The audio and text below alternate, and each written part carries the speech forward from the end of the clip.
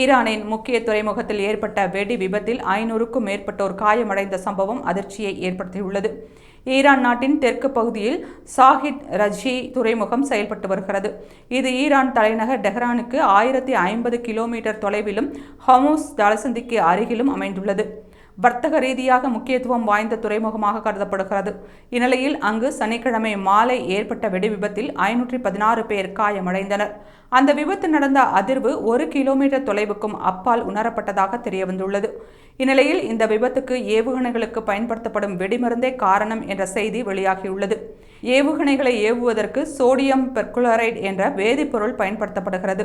சென்ற மார்ச் மாதம் சீனாவில் இருந்து 2 கப்பல்களில் சோடியம் பெர்குளோரைடு வேதிப்பொருள் ஈரானுக்கு வந்து இறங்கியுள்ளது. இஸ்ரேல் காசா போரால் ஈரானின் ஏவுகணைகளின் எண்ணிக்கை குறைந்த நிலையில் அதை அதிகரிக்க எரிபொருளை ஈரான் வாங்கியதாக கூறப்படுகிறது.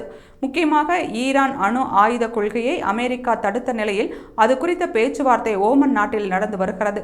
எனவே இது விபத்து இல்லை எனவும் யாரோ சதித்திட்டம் தீட்டி தாக்குதல் நடத்தியிருப்பதாகவும் ஈரான் அதிகாரிகள் சந்தேகிக்கின்றனர். இது குறித்து ஈரான் வெளியுறவுத்துறை அமைச்சர் அப்பாஸ் அராங்சி கூறுகையில், இந்த விபத்துக்கு பிறகு ஈரான் பாதுகாப்பு படைகளுக்கு மிகுந்த எச்சரிக்கையுடன் இருக்க உத்தரவிடப்பட்டுள்ளது. அமெரிக்க அதிகாரிகளுடன் பேச்சுவார்த்தை நடக்கும் நிலையில் அதை கெடுக்கும் வகையில் இந்த தாக்குதல் நடத்தப்பட்டுள்ளது என்று கூறினார். ஆனால் எரிபொருள் கொள்கலனை கையாளுவதில் ஏற்பட்ட கவனக்குறைவே விபத்துக்கு காரணம் என துறைமுகத்தை பாதுகாக்கும் தனியார் அமைப்பு தெரிவித்துள்ளது. இந்த தாக்குதலுக்கு பின்னால் இஸ்ரேல் இருக்குமோ என்ற கோணத்தில் விசாரிக்க ஒரு சிறப்பு குழுவை ஈரான் அரசு அமைத்துள்ளது.